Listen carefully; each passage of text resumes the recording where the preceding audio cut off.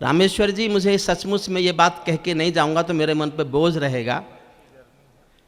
मैं 25 साल लाल किले में गया हूं, वो एक बड़ा कवि सम्मेलन माना जाता है देश का। लेकिन आज सत्तन जी का संचालन, समर जी की टीम, रामेश्वर जी की मेहनत और आपका लगाव, आपकी निष्ठा, आपका समर्पण, मैं 25 साल के लाल किले के 25 कवि सम्मेलन इस एक कवि सम्मेलन पर न्योछावर करने की घोषणा करता हूं।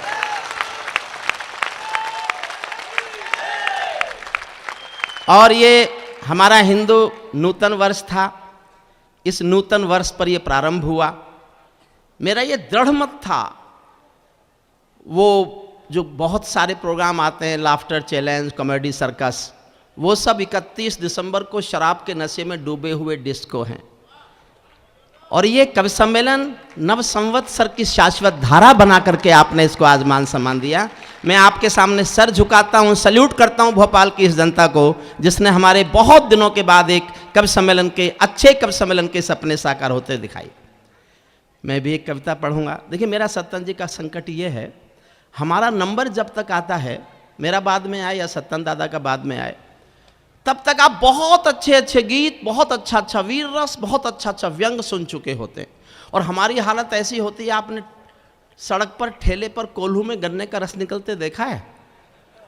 गन्ने को एक बार कोल्हू में डालते हैं, फिर दोबारा मोड़ के कोल्हू में डालते हैं, फिर थोड़ा एक बार और मोड़ के कोल्हू में डालते हैं, और जब वो बिल्कुल खुक्खस हो जाता है तब हमसे कहा जाता है इसमें रस निकाल के दिखाओ।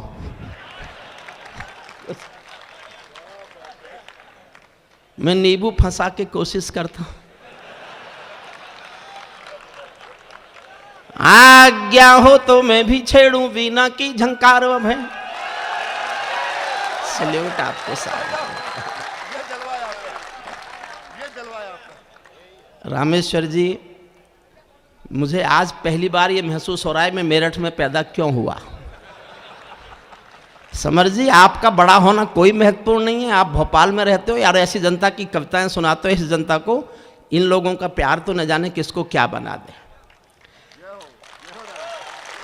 सत्तनदा, हम आभारी हैं, आपके चरण छूते हैं, आपने जो नए संस्कार नई पीढ़ी को दिए। जो लोग उठ के जाना चाहते हैं जा सकते हैं, मैं 1-2 मिनट कविता नहीं पढ़ रहा हूँ अभी, लेकिन उसके बाद उठेंगे तो मुझे कष्ट होगा, हो सकता है उठने वाले को भी हो। आज्ञा हो तो मैं भी छेड़ूं वीणा की झंकार व भय, और समय से कह दूं झूमे गाए मेघ मल्हार व भय। मुझको मां शक्ति ने दी है प्राणों में हुंकार व भय, और विधाता ने सौंपी है अधरों को ललकार व भय। मैं तो मां वीणा पानी से केवल ज्ञान मांगता हूं, जनगण मन की पीड़ा गाने का वरदान मांगता हूं, जनगण मन की पीड़ा गाने का वरदान। तो साहब, ऐसा भी प्यार देके मत भेजो कि कल कहीं जाने को मन ही ना करे। देखो, इसलिए मैं कह रहा हूं, ये सचमुच सचमुच अभिभूत हूं मैं, बहुत अभिभूत। मैं इतना भावुक कभी कभी होता हूं। एक जंगल का राजा, किसी से राज्य का राजा रास्ता भूल गया, रास्ता भूल के भटकता चला गया। उसको एक खेतों में घूमती हुई लड़की मिली। उसने उससे पूछा, बेटी मैं इस राज्य का राजा हूं और रास्ता भूल गया हूं, मुझे रास्ता बता दो। उस लड़की ने राजा को रास्ता बताया और बोलना छोड़ दिया, बोली नहीं। घर वाले परेशान, रोने लगे, इलाज हुआ, डॉक्टर आए, बीमार आए। जब सब रो रो के थक गए, वो बोली नहीं। जब उसकी माँ बहुत रोई तो उसने कहा, बेटी तुझे हुआ क्या ये बता दे। तो बेटी ने कहा, माँ मुझे कुछ नहीं हुआ, बस मैं ये सोचती हूँ जिस मुंह से मैंने राजा से बात कर ली, उस मुंह से किसी और से क्या बोलूं। तो साहब, इतना प्यार भी मत दो कि हमें ऐसा लगे कि हमने भोपाल की जनता में कविता पाठ कर लिया, अब किसी और जनता में कविता पाठ करके क्या करेंगे। रामेश्वर जी, आप छोटे भाई हैं, लेकिन आपने जो कर दिखाया, सत्तन जी आप कर सकते हैं, इंदौर में रहते हैं, एक बार सुमित्रा दीदी को लाओ यहाँ, जिन पे 542 की संसद ठीक से नहीं चली। उनको दिखाओ कि हजारों का कवि सम्मेलन कैसे ठीक से चलाया जा सकता है, यहां से सीख के जाए। मैं एक कविता सुनाता हूं। मेरी आज भी मान्यता है, मैंने 35 साल पहले जब कविता लिखनी शुरू की। ये कमेंट वापस ले ले, नहीं तो पार्टी से निकलवाएगा क्या? मैं किसी पार्टी में नहीं हूं, मेरी ओर से कोई निकलो, मुझ पे क्या फर्क पड़ता है। ऐसा नहीं है सत्येंद्र, चिंता मत करो, मैं सब ठीक कर जाऊंगा। मैं पार्टी से निकलवाने नहीं आया, आपको मंत्री बनवाने आया हूं। पहले आया था, उसके बाद एमएलए बने,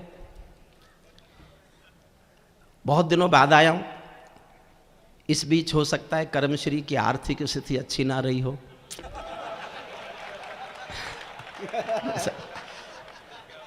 खैर ये हंसी की बात है। मैंने 35 साल पहले तय किया था, जब मैं कविता लिखना शुरू किया था, कि मैंने ये मान्यता थी मेरी, और सत्येंद्र से भी हमने सीखा कि कविताएं कभी भी किसी भी सरकार या सिंहासन का समर्थन नहीं होती। कविताएं जब भी सरकारों का समर्थन करती हैं, या तो कविताएं मरती हैं या सरकार गिरती है। आपने ताली बजा दी, आप मेरा संकट सुनिए। 2 साल पहले जिनको लाना चाहते थे वो आ गए, जिनको हटाना चाहते थे वो हट गए। अब क्या करें? समर्थन में लिखें तो वो गए या हम गए। विरोध का कोई अभी मौका नहीं है, तो क्या करते साहब? मैं मोदी जी पर एक कविता सुना रहा हूं। और साहब मैं अपनी परीक्षा दे रहा हूं। चंदन को, रुचि को आपने जिस मन से सुना है, मेरा मन हो गया है कि मैं अपनी सबसे मुश्किल कविता आपको सुनाऊं। एक शब्द मोदी जी की प्रशंसा नहीं है और एक शब्द मोदी जी के खिलाफ नहीं है। और कविता में वो हरिओम पंवार जिंदा है जिस हरिओम पंवार को हिंदुस्तान की जनता ने प्यार दिया, जिस हरिओम पंवार को सत्येंद्र जी ने प्यार दिया। वो हरिओम पंवार कविता में रहेगा। एक शब्द खिलाफ नहीं बोलूंगा। 20 साल से दोस्ती है, उनसे भी बहुत कविताएं सुनाई है। केवल अंतिम एक पंक्ति में पक्षपात है, उसको स्वीकार कर लेना बस। एक पंक्ति का पक्षपात है और कोई पक्षपात की पंक्ति नहीं है। मैं ताजों के लिए समर्पण वंदन गीत नहीं गाता। भैया आप भी सेट करके बैठ जाओ, पीछे जो आपके खड़े हैं भैया जी, उनको परेशानी होगी। समर जी बधाई देता हूं, आपने मेरे बाद जिन लोगों ने बहुत बहुत ओज में काम किया, मेरी विधा को जिंदा रखने की कोशिश की, मुझे लगता है वो मुझसे भी आगे हैं, मुझसे भी ज़्यादा अच्छे हैं। मैं समर जी को जब बहुत पहले सुनता था तो मुझे लगता था मेरा बचपन बोलता है उनमें, लेकिन आज समर जी को सुनता हूँ तो मुझे लगता है कवि सम्मेलन का भविष्य बोलता है उनमें। उन्होंने इस विधा को बहुत मन प्राण दिया है, मैं उनको बधाई देता हूँ। और सत्येंद्र जी का संचालन हमारी नई पीढ़ी के लिए सदैव प्रेरणादायक रहा है। उन्होंने कवि सम्मेलनों के लिए अपने प्राण दिए हैं, अपना समर्पण दिया है, एक युग जिया है। अगर हिंदुस्तान में कवि सम्मेलन के इतिहास को कोई एक शब्द में मुझे कहे कि केवल एक शब्द में व्याख्यात करो कवि सम्मेलन का इतिहास, तो मैं कहूँगा सत्यनारायण सत्तन। और मैं इसलिए नहीं कह रहा कि मैं उनकी चमचागिरी कर रहा हूँ, मैं इसलिए दिल से मानता हूँ। मैंने उनकी मालवा मन पढ़ी है। हरिओम पंवार को कोई कवि अपनी कविताओं से रुला दे तो वो मेरे लिए बहुत बड़ा तुलसीदास है, बहुत बड़ा कबीरदास है। और ये सत्येंद्र जी ने काम किया है साहब, मैं बहुत आदर करता हूँ उनका। ये तो पता नहीं भगवान जाने वो कभी कभी क्या बोलने लगते हैं, पता नहीं क्या बोलते थे। कभी होता है, कभी कभी देवताओं ने भी कोई ऐसा थोड़ा ही पाप नहीं किए। कैसे मंद मंद मुस्कुरा रहे हैं, जैसे मैं देवता इन्हीं को मान रहा हूं। कोई नहीं, सत्येंद्र ने अधिकार दिया है स्नेह से, इसलिए बोल लेता हूं। मन से कविता सुनना शुद्ध। अच्छी लगेगी तो एक और सुनाऊंगा, नई कविता पठानकोट हमले के बाद। लेकिन पहली कविता मन से सुन लोगे तो अब तो आपको समझ में आया होगा मैं जाट होने के बावजूद मूर्ख नहीं हूं। आपने देखा हमने हरियाणा में क्या किया, कितनी ताकत से, कितनी ताकत लगाकर ये कहा हमें कमजोर मान लो। वाह वाह वाह, क्या व्यंग्य, क्या तमाशा, क्या तमाशा है, क्या तमाशा है। सुनिएगा मैं ताजों के लिए समर्पण वंदन गीत नहीं गाता। मैं ताजों के लिए समर्पण वंदन गीत नहीं गाता, दरबारों के लिए कभी अभिनंदन गीत नहीं गाता। गौन भले हो जाऊं लेकिन मौन नहीं हो सकता मैं। चौथी पंक्ति आप समझ गए तो मैं समझता हूं मैं अपनी पूरी कविता आपके दिलों तक पहुंचा दूंगा। मैं ताजों के लिए समर्पण वंदन गीत नहीं गाता, दरबारों के लिए कभी अभिनंदन गीत नहीं गाता। गौन भले हो जाऊं लेकिन मौन नहीं हो सकता मैं। पुत्र मोह में शस्त्र त्याग कर द्रोण नहीं हो सकता मैं। पुत्र मोह में शस्त्र। वाह वाह साहब, वाह वाह।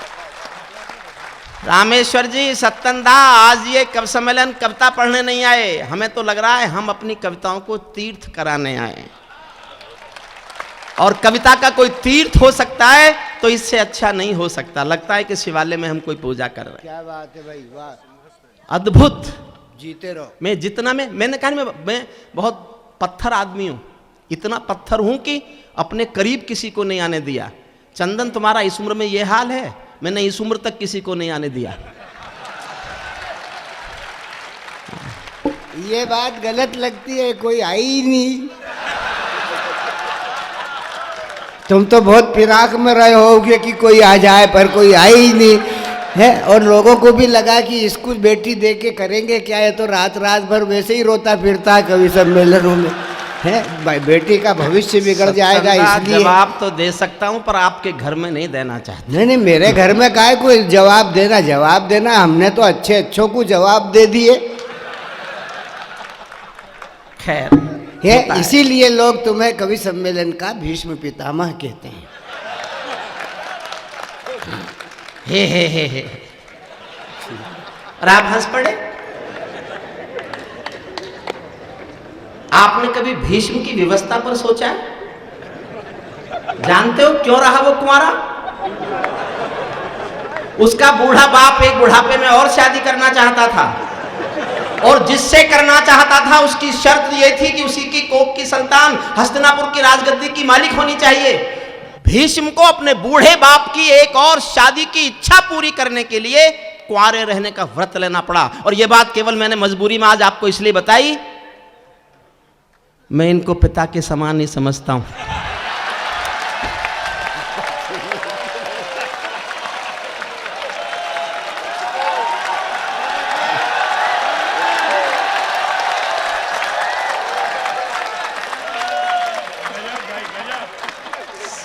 सत्तन जी, हम उत्तर प्रदेश के हैं, हमसे उलझो मत। कोई अर्थ नहीं है इस बात का। संसार में जितने भी लोग आते हैं मध्य प्रदेश से ही आते हैं। फिर ही हाँ, आप दिल पर हाथ रखकर सुनना, दिल पर हाथ रखकर सुनना। बड़ा जवाब मैंने दिया हो तो तालियां चाहता हूं। आता मध्य प्रदेश से होगा कोई भी, अगर उत्तर प्रदेश दूध ना पिलाए तो जिंदा नहीं रह सकता। कितना ही दूध पिलाए वो आंध्र प्रदेश से बाहर हो जाता है।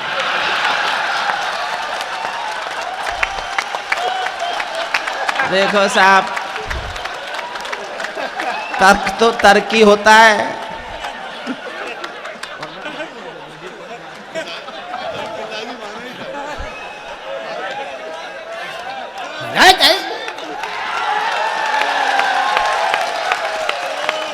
अब आपको मैं भी टिकट नहीं दिला सकता। मेरे को चाहिए ही नहीं, मैं मांगी लाल हुई नहीं है। जो भी मिलता है मांगी लालों को मिलता है, अपन तो पराक्रमी पट्टे। मेरा समय शुरू होता है अब। ऐसा ही ऐसे ही देखिए, अब से पहले इतना अच्छा पढ़ा गया, इतना अच्छा पढ़ा गया, वो प्रभाव कुछ तो कम करना था ना साहब। मैं और सत्तनदा किसी और की दीवार पर अपने पोस्टर कब लगाते हैं? हमको अपनी दीवार चाहिए, अपने पोस्टर चाहिए। मन से सुनिए, कविता सुनिए साहब। मैं ताजों के लिए समर्पण वंदन गीत नहीं गाता, दरबारों के लिए कभी अभिनंदन गीत नहीं गाता। गौन भले हो जाऊं लेकिन मौन नहीं हो सकता मैं। पुत्र मोह में शस्त्र। भैया थोड़ी देर बैठ जाओ, मूंगफली मुझे बेच लें दो। भैया जी, आपकी जितनी मूंगफली है सबका पैसा रामेश्वर जी दे देंगे, बैठ जाओ बस। मैं गाथा वाचन करता हूँ सिंहासन परिवर्तन की, अच्छे दिन आने वाले हैं नारों के आकर्षण की। कभी किसी भी प्रलोभ, मेरा साथ देना बस। मैं नींद में हूँ, कई दिन से सोया नहीं हूँ। एक बार आप मेरी नींद उतार दो, फिर आपको नींद नहीं आने दूंगा, इसकी गारंटी मैं आपको दे सकता हूं। मैं गाथा वाचन करता हूं सिंहासन परिवर्तन की, अच्छे दिन आने वाले हैं नारों के आकर्षण की। कभी किसी भी प्रलोभन में मेरी कलम नहीं बिकती, और किसी भी डर के आगे दिन को रात नहीं लिखती। मैं शब्दों की क्रांति ज्वालू हूं, वर्तमान को गाऊंगा। जिस दिन मेरी आग बुझेगी मैं उस दिन मर जाऊंगा। जिस दिन मेरी आग बुझेगी मैं उस दिन, जिस दिन मेरी आंख बुझेगी मैं उस दिन मर जाऊंगा। सत्ता का आकर्षण मेरी भूख नहीं। सत्तंदा चाहते तो एक सच जानते बता सकते थे, ये कोई गर्वोक्ति नहीं है, मैं केवल सत्य का उद्घाटन कर रहा हूं। मैं चाहता रामेश्वर जी तो जहां आपकी पार्टी के 282 बैठे वहां मैं बैठ सकता था। टिकट मांगने वाले हजारों होंगे, मिले हुए टिकट को लौटाने वाला हिंदुस्तान में सिर्फ मैं था। बाबा और अमित जी के कहने से मैं चुनाव नहीं लड़ा, केवल कवि रहने के संकल्प के कारण नहीं लड़ा। मैं जो जीवन जीना चाहता हूं, सुनिएगा, आपके साथ बांटना चाहता हूं। जिस दिन मेरी आग बुझेगी मैं उस दिन मर जाऊंगा। सत्ता का आकर्षण मेरी भूख नहीं, शाल दुशाला चंदन मेरी भूख नहीं। सरकारी अभिनंदन नहीं चुने मैंने, राजनीति के बंधन नहीं चुने मैंने। पद्म पुरस्कारों की चाह नहीं करता, दरबारों की मैं परवाह नहीं करता। कलम सिपाही बनकर जिंदा रहता हूं, भूखे बच्चों से शर्मिंदा रहता हूँ। भूखे बच्चों से शर्मिंदा भूखे बच्चों से शर्मिंदा रहता हूँ। पगडंडी से लाल किले तक जाता हूँ, झुग्गी झोपड़ियों के आंसू गाता हूँ। हंसी में कुछ भी कहें, सत्तंदा के चरणों में कविता का शीर्षक रखता हूँ, और कविता का शीर्षक अच्छा लगे तो आप सबका मन मांगता हूँ। पगडंडी से लाल किले तक जाता हूँ, झुग्गी झोपड़ियों के आंसू गाता हूँ। लेकिन दरबारों में कवि का शीश नहीं झुकने दूंगा, लेकिन दरबारों में कवि का शीश नहीं झुकने दूंगा। कविता का सिंहासन से संग्राम नहीं रुकने दूंगा। कविता का सिंहासन से संग्राम नहीं। चुनावों के नतीजे आए 16 मई को, सरकार बनी 26 मई को। मैंने 27 मई को कविता लिखी, सुनना। भारत माँ के घर में नया बसंत दिखाई देता है, वंशवाद की परंपरा का अंत दिखाई देता है। क्या बात है भाई, वाह। हमारे मेरठ में किसानों की फसल नष्ट हो गई, सोनिया जी मुआवजा बांटने आई, तो हमारे कुछ किसानों ने आपस में 100-100 रुपए इकट्ठे किए और सोनिया जी के पास पहुंच गए। बोले मैडम ले लो। बोले मुझे क्यों दे रहे हो? किसान बोले फसल तो आपकी भी नष्ट हो गई।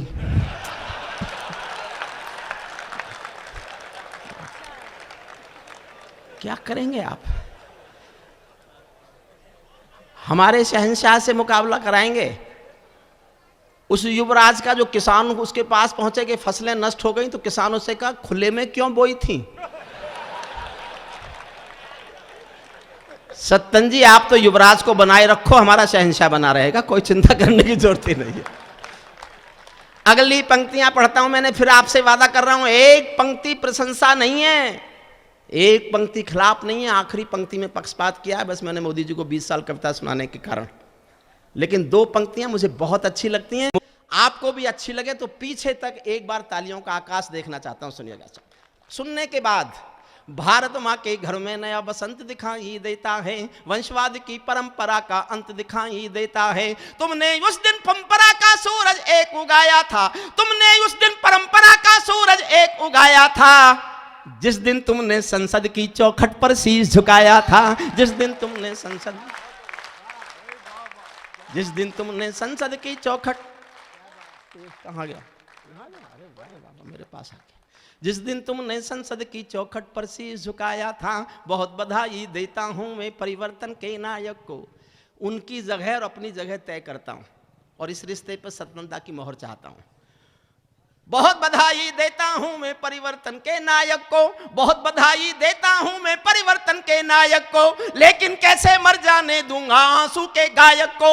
आप विजय के जननायक हो, मैं पीड़ा का गायक हूं। आप राजपथ के नायक हो, मैं जनपथ का नायक हूं। आप राजपथ के नायक हो, मैं जनपथ का, आप राजपथ के नायक हो, मैं जनपथ का नायक हूँ। निर्वाचन ने सौंपा है सम्मान तुम्हारे हाथों में, लोकतंत्र की माँ संसद का मान तुम्हारे हाथों में, तिलक गोखले गांधी का वरदान तुम्हारे हाथों में, संविधान के पालन का अरमान तुम्हारे हाथों में। और 2 पंक्तियों पर उठे तालियां, तालियां उठे साहब, तिलक गोखले गांधी का वरदान तुम्हारे हाथों में, संविधान के पालन का अरमान तुम्हारे हाथों में, अमर तिरंगे की सौंपी है शान तुम्हारे हाथों में, सौंप दिया है पूरा हिंदुस्तान तुम्हारे हाथों में, सौंप दिया है पूरा हिंदुस्तान, सौंप दिया है पूरा हिंदुस्तान तुम्हारे हाथों में।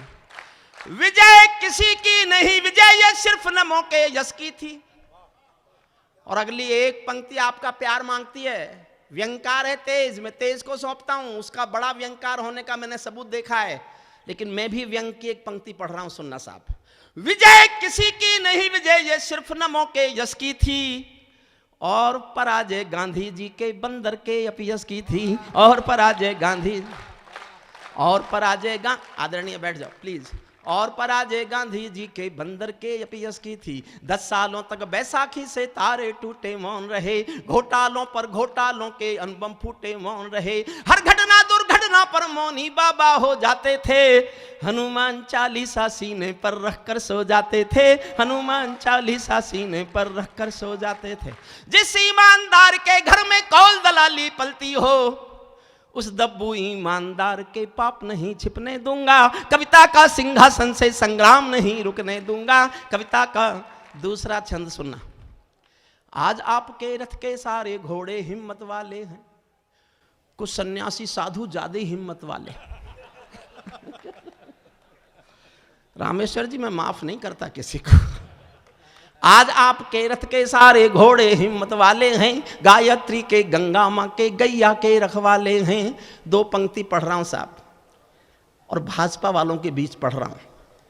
आपको मेरी बात अच्छी लगे तो तालियां बजाना, और आपकी सबकी तालियां नहीं मिले तो मैं पंक्ति कविता से निकाल दूंगा, मैं आपसे वादा करता हूं। लेकिन आप बात समझ जाएं और आपको लगे कि मैं बहुत बड़ा वेल विशर हूं उनका, तो मेरा साहस बढ़ाना कि मैंने कुछ ठीक लिखने की हिम्मत की। आज आपके रथ के सारे घोड़े हिम्मत वाले हैं, गायत्री के गंगा मां के गैया के रखवाले हैं, लेकिन ये भड़कीले भाषण जो जहरीले नारे हैं, लेकिन ये भड़कीले भाषण जो जहरीले नारे हैं, ये मोदी सिंहासन के हमदर्द नहीं हत्यारे हैं, ये मोदी सिंहासन के हमदर्द नहीं, ये मोदी सिंहासन के हमदर्द नहीं, ये मोदी सिंहासन के हमदर्द नहीं हत्यारे हैं, सिंहासन का हिस्सा बांटो तुम उसको चाहो जिसको। मैंने जीवन में केवल 2 लोगों के साथ काम किया है। 1975 में जब मैं पढ़ता था LLM में, मैंने जयप्रकाश नारायण के साथ काम किया। जो बुजुर्ग लोग यहाँ हैं वो शायद जानते होंगे, बोट क्लब की जिस रैली के बाद हिंदुस्तान में इमरजेंसी लगी, उस रैली में मंच पर सिर्फ 3 लोग थे। नानाजी देशमुख थे, जयप्रकाश नारायण थे, और मैं था।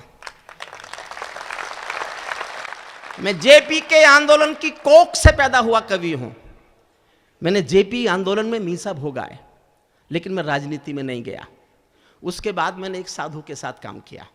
मुझे लगता था कि ये व्यक्ति इस देश के गरीब आदमी को स्वस्थ रहने की परंपरा सिखा रहा है, तो मैं उनके साथ काम करने लगा। मैंने जीवन में 2 लोगों को छोड़ के और किसी के साथ काम नहीं किया, कर भी नहीं सकता। उनके बारे में बोलता हूँ जो मुझे अच्छा लगा।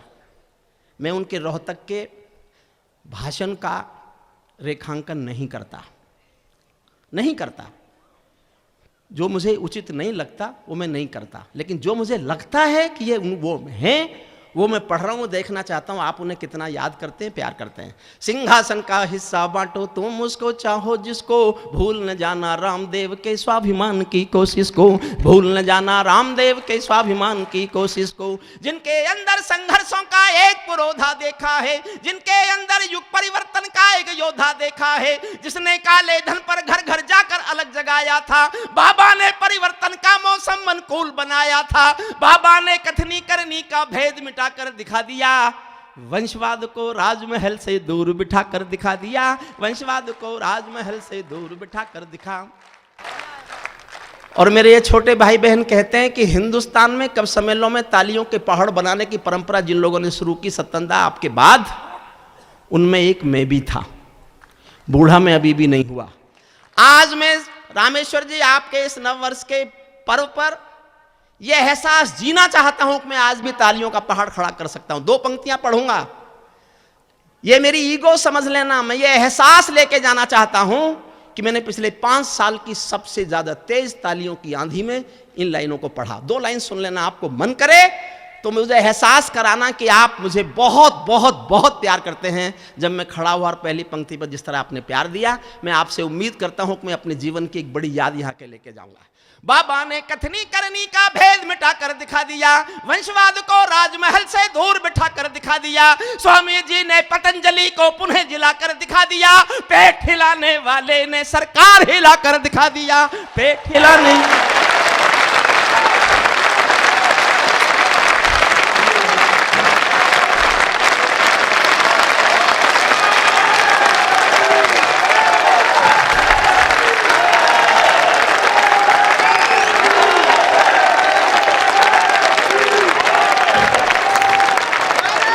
देखो, भारत माँ की नारे की लेके चिंता मत करो।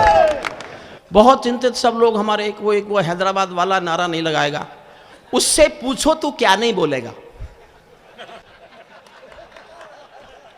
और जब वो कहे मैं भारत माता की जय, तो धीरे से कहो क्या कहा, जरा सुना नहीं, फिर से कहना, और 4-5 बार कहलवाओ। लगा दिया ना नारा। परेशान मत होइए, अकल से काम लेना चाहिए। ऐसे ही हो सकता है ये काम। जेएनयू को लेके बड़े परेशान शुरू से अब तक। 4 पंक्तियां जेएनयू पढ़ दूं सामने, लेकिन ये कविता खत्म नहीं हुई अभी। शिक्षा मंदिर में कोलाहल शोर सुनाई देता है, वतन परस्ती का मौसम हुजूर दिखाई देता है। देश तोड़ने वालों के जो साथ दिखाई देता है, हमको उसका गद्दारी में हाथ दिखाई देता है। मैं ये 2 पंक्ति पढ़ रहा हूं सत्तंदा, मैं पढ़े लिखे होने का सबूत दे रहा हूं। स्वागत स्वागत। मैं थोड़ा इन लोगों से ज्यादा पढ़ा लिखा हूं। हाँ, दिख रहा है। 2 पंक्तियां। सत्तन जी महसूस करो, दिख तो आपको पता नहीं क्या क्या है। महसूस करने की 75 साल की उम्र में आंख कमजोर हो जाती हैं। कोई आंखें वांखें कमजोर नहीं है, लगी हुई हैं।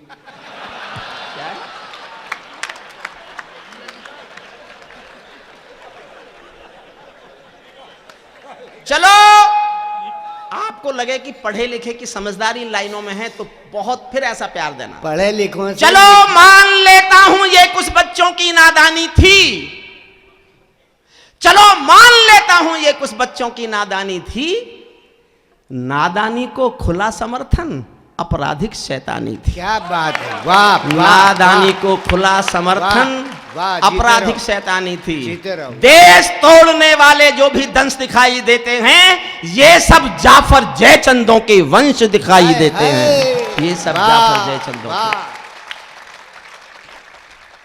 बाबा ने कथनी करनी का भेद मिटा कर दिखा दिया, वंशवाद को राजमहल से दूर बिठा कर दिखा दिया। स्वामी जी ने पतंजलि को पुनः जिला कर दिखा दिया, पेट हिलाने वाले ने सरकार हिला कर दिखा दिया।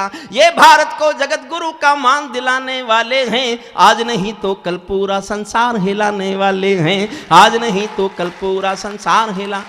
कविता की सबसे अच्छी पंक्ति पढ़ रहा हूं। जब जब कोई शहंशाह भी टकरा गया फकीरों से, 4 जून फैसला तो 4 जून को ही हो गया था साहब। जब जब कोई शहंशाह भी टकरा गया फकीरों से, शिकवा करता हुआ मिला है अपनी भाग्य लकीरों से, शिकवा करता हुआ मिला है अपनी भाग्य लकीरों से। जब चंद्र बरदाई, जब चाणक्य शिखा खुलती है, नंद वंश कट जाता है, मैं चंद्र वरदाई कुल का धर्म नहीं बिकने दूंगा, कविता का सिंहासन से संग्राम नहीं रुकने दूंगा। कविता अब हरिओम पंवार बोलता है। जिस हरिओम पंवार को हिंदुस्तान की जनता के प्यार ने हरिओम पंवार बनाया, मैं बोलता हूं ईमानदारी लगे, हौसला लगे तो ताज देना। हमने कई व्यथा भोगी हैं जनादेश नाकामी की, हमने कई व्यथा भोगी हैं जनादेश नाकामी की, ये परिवर्तन चढ़ ना जाए भेंट कहीं बदनामी की। जिंदा कौमें कभी झूठ की जय जयकार नहीं करती, भीगी पल के सिंहासन वालों को प्यार नहीं करती, झोपड़ियों की पीड़ा को जो भी दरबार नहीं सुनता, उसका भाषण लाल किला भी बारंबार नहीं सुनता, उसका भाषण लाल किला भी बारंबार। वाह उसका भाषण लाल किला भी बारंबार नहीं सुनता। इस सवाल का उत्तर क्या है, मैं किसको समझाऊं क्या, मेरी समझ नहीं आता तो जनता को बतलाऊं क्या। सत्ताधीशों के अधरों पर पहरा क्यों हो जाता है, कभी कभी सिंहासन गूंगा बहरा क्यों हो जाता है, कभी कभी सिंहासन वाह, गूंगा। वाह। और हौसला मांगता हूं सत्तन जी, आपके संचालन में ईमानदारी की बोलने की हिम्मत बढ़ती है, इसलिए बोलता हूं सुनना। कभी कभी सिंहासन गूंगा बहरा क्यों हो जाता है, सत्ताधीशों के अधरों पर पहरा क्यों हो जाता है। मैं चारण हूं चौराहों पर आंख लाल कर पूछूंगा, मैं चारण हूं चौराहों पर आंख लाल कर पूछूंगा, सिंहासन के गिरेबान में हाथ डाल कर पूछूंगा। जो भूखों के लिए किए हो काम बता दो मोदी जी, काले धन के गद्दारों के नाम बता दो मोदी जी, काले धन के मेरी चीखें संसद की दीवारों से टकराएंगी, मैं जनता की मांगों की आवाज नहीं घुटने दूंगा, कविता का सिंहासन से संग्राम नहीं रुकने दूंगा। कविता अंतिम छंद सुनना जिसके लिए कविता लिखी। तलवार की धार पे खड़ा था, इधर जाता तो बट जाता, इधर जाता तो कट जाता। अंतिम छंद सुनना साहब। हुजूर बैठ जाओ। अरे मूंगफली बैठ जा यार जी। ये तो विद्या फली है।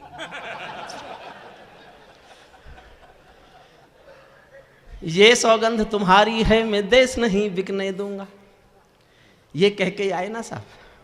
ये सौगंध तुम्हारी है मैं देश नहीं बिकने दूंगा, देश नहीं मिटने दूंगा, मैं देश नहीं झुकने दूंगा।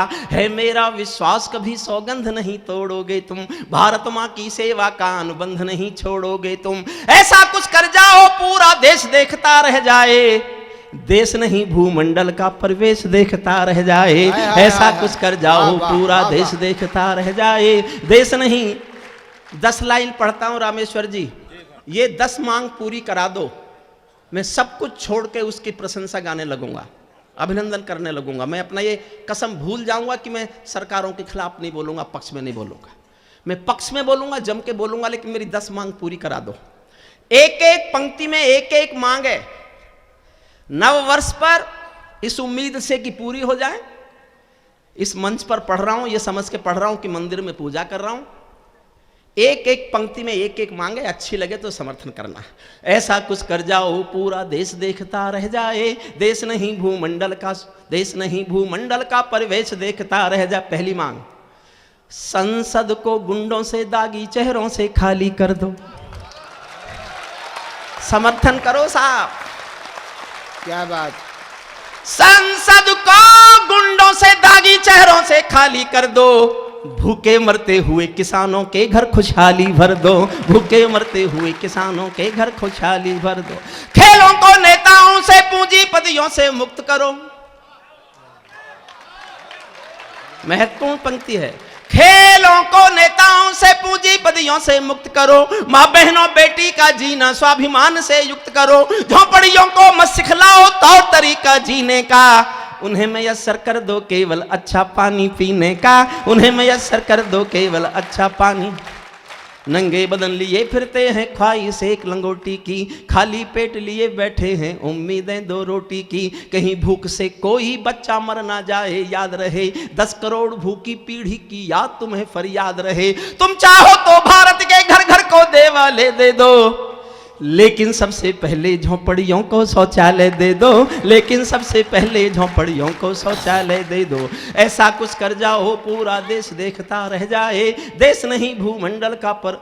अंतिम पंक्तियां सुनना साहब, और मेरा पक्षपात वाली अंतिम पंक्ति भी सुनना, चाहे उसमें समझो कि उनके प्रति बहुत लगाव है, स्नेह है, प्यार है। अंतिम पंक्तियां सुनना। ऐसा कुछ कर जाओ, जो लोग जा रहे हैं पछताएंगे, क्योंकि जो मैं पढ़ने आया हूं वो तो मैंने पढ़ा ही नहीं।